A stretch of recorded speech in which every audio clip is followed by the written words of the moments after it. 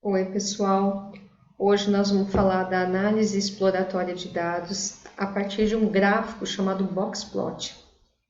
Esse gráfico, especificamente, ele é utilizado não para observação dos dados, uma apresentação de dados como a maioria dos gráficos que nós já vimos, né? Não é um gráfico que vocês vão encontrar normalmente em revista. Como é para uma análise exploratória de dados, ele serve especificamente para avaliar a variabilidade da amostra.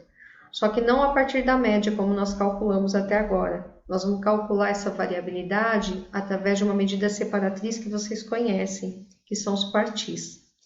Então, para trabalhar o boxplot, que é também chamado de diagrama de caixa, nós vamos trabalhar as medidas separatrizes quartil 1, quartil 2 e quartil 3.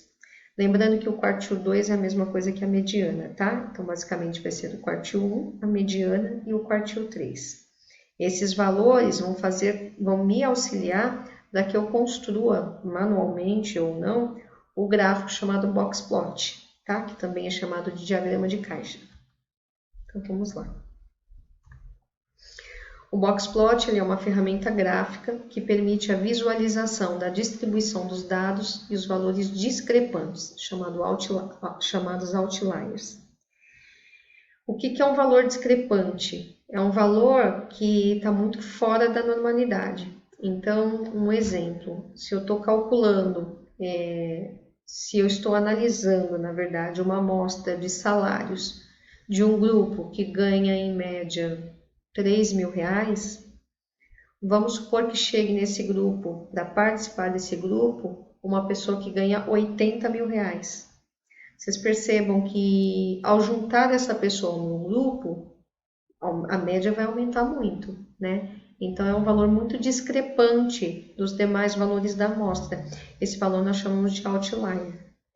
E aí, quando a gente determina esse gráfico que é o boxplot, esses outliers eles têm como determinar.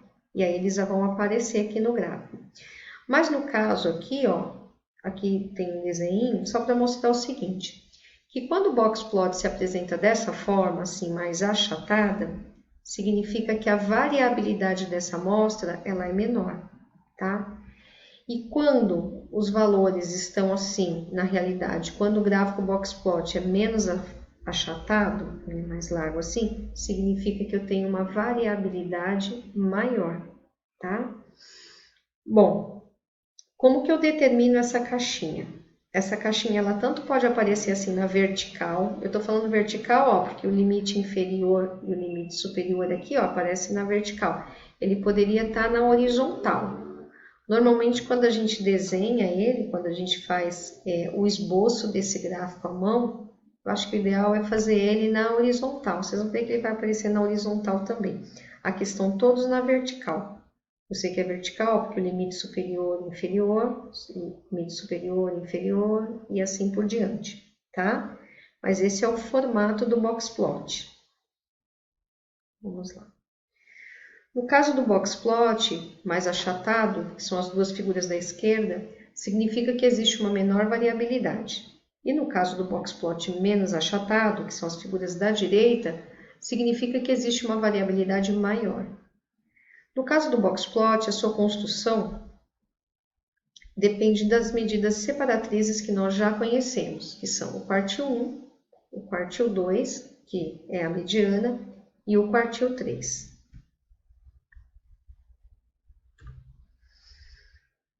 Ó, aqui tem um boxplot, tá faltando o tracinho aqui, que a gente chama de bigode superior, bigode inferior, ou limite superior, limite inferior, tá?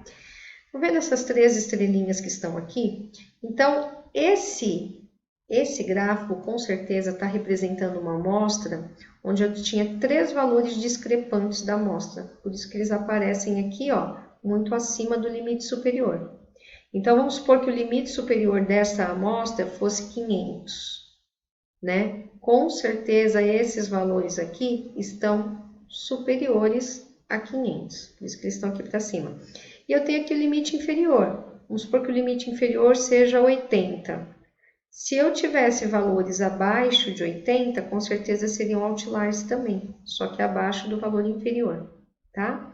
Mas eles aparecem normalmente assim, ó, no gráfico. esses asteriscos assim, a representação mais comum dos outliers, tá? Então vejam esse desenho aqui, ó, é simbólico, mas assim, tem uma maçã vermelhinha aqui no meio de todas as outras verdes. Então, na verdade, é um valor muito discrepante, né?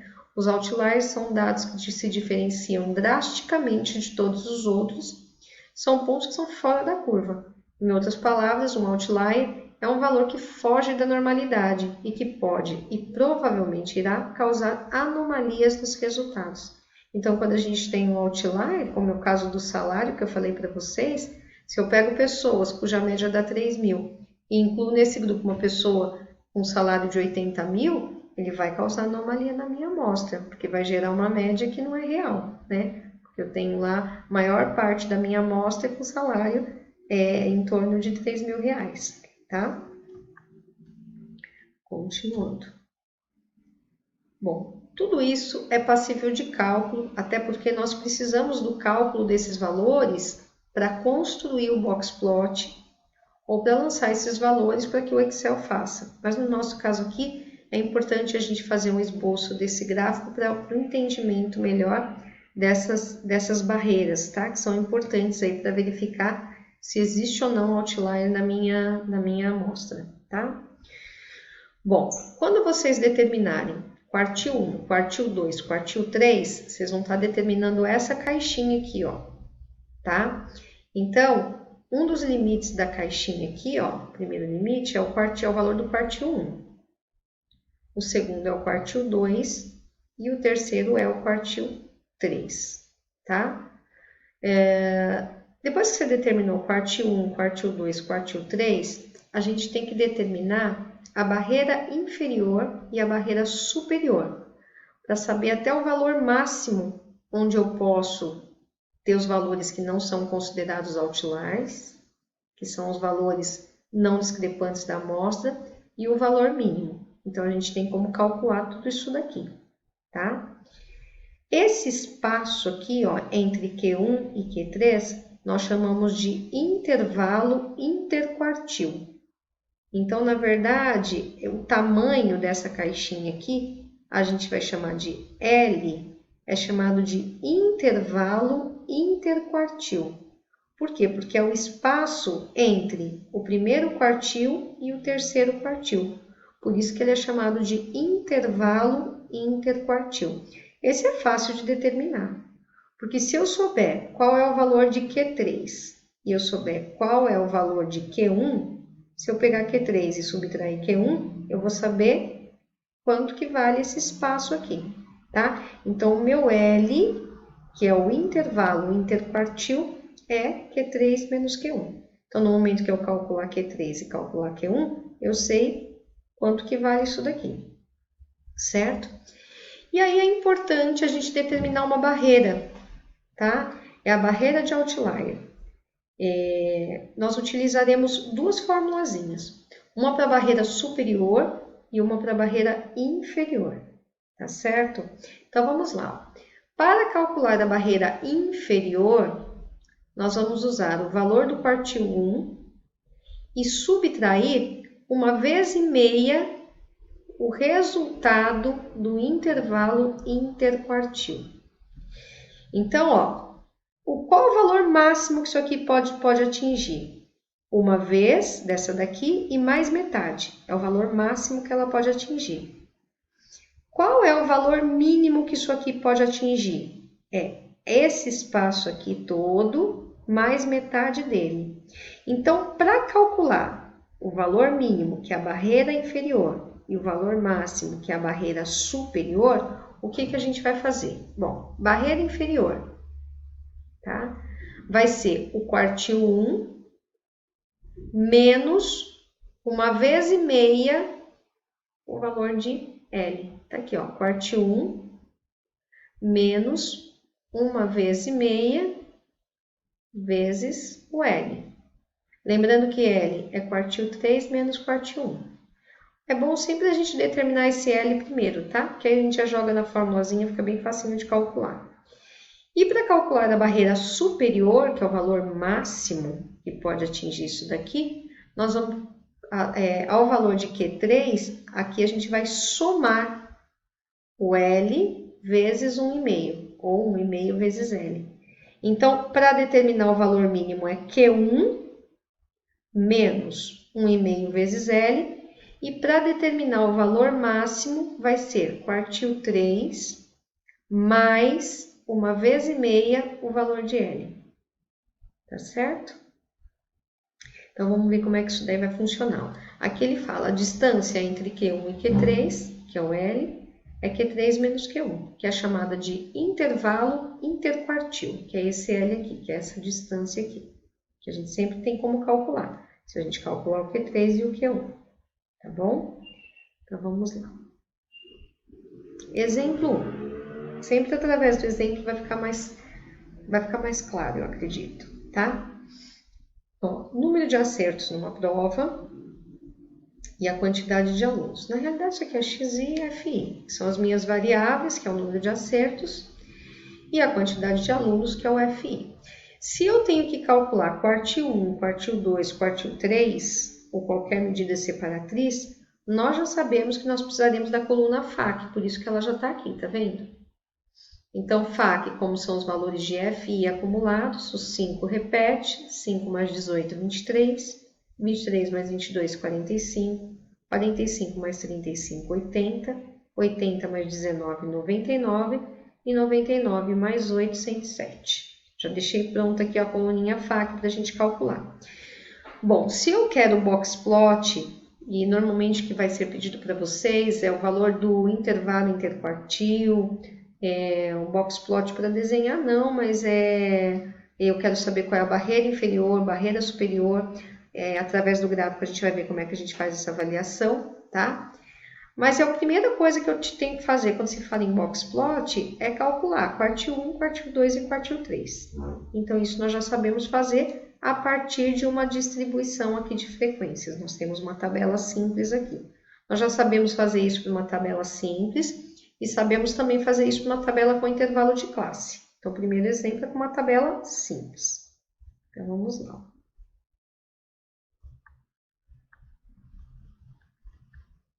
Essa apresentação não era para agora, mas enfim. Ele já determinou em que posição se encontra o quartil 1, quartil 2, quartil 3, tá? Mas, aqui na próxima tela tá tudo calculado, ó, só como lembrar. Como é que eu determino a posição do quartil 1? Quartil 1 vai ser 1n sobre 4, quartil 2, 2n sobre 4 e quartil 3, 3n sobre 4. Quem é o meu n? Meu n é 107, é a soma de FI, ou a última linha aqui do FAC. Então, o quartil 1 vai ser determinado por 107 dividido por 4, que vai dar 26,75. Eu olho onde esse 26,75? Eu olho no FAC. Tá aqui, ó, quartil 1. Olhei 26,75 e eu vi que está aqui dentro do 45. Portanto, quartil 1 é igual a 20. Ok? Quartil 2. 2n sobre 4. 2 vezes 107 dividido por 4. Vai dar 214 por 4, 53,5. Quando eu volto lá, ó, 53,5 está aqui dentro do 80. Portanto, o quartil 2, ou a mediana, é igual a 25. E o quartil 3, 3n sobre 4. 3 vezes 107, que é 321, dividido por 4. Dá 80,25. E 80,25 está aqui dentro do 99. Passou de 80, está na linha de baixo. Portanto, o quartil 3 é igual a 27. Bom, determinamos quartil 1, quartil 2 e quartil 3. Estão aqui. Tá? Perdão, aqui, ó. 20, 25 e 27.